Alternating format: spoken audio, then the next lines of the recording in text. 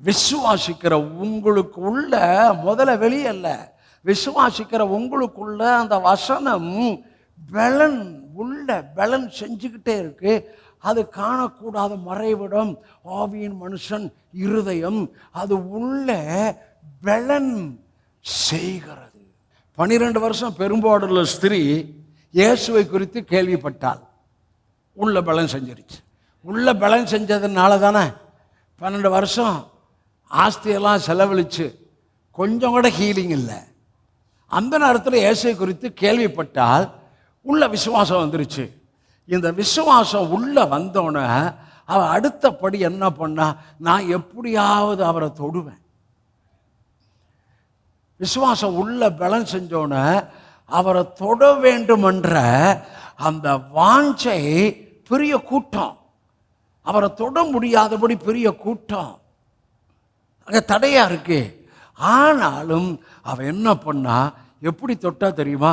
விசுவாசத்தோட. என்ன விசுவாசத்தோட? இயேசு குறித்து கேள்விப்பட்டா அந்த விசுவாசம் உங்களுக்குள்ள வந்துருச்சு. நான் எப்படியாவது அவரை தொடணும், சஸ்தமாக்கணும், அந்த இடத்துக்கு வந்துட்டா.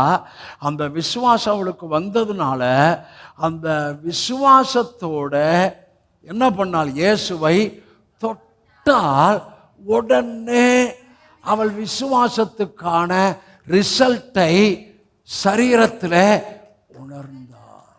விசுவாசம் உள்ள ஒர்க் பண்ணி, விசுவாசம் உறுதியான விசுவாசமாய், சந்தேகம் இல்லாத விசுவாசமாய் உள்ள அது வந்துருச்சுன்னா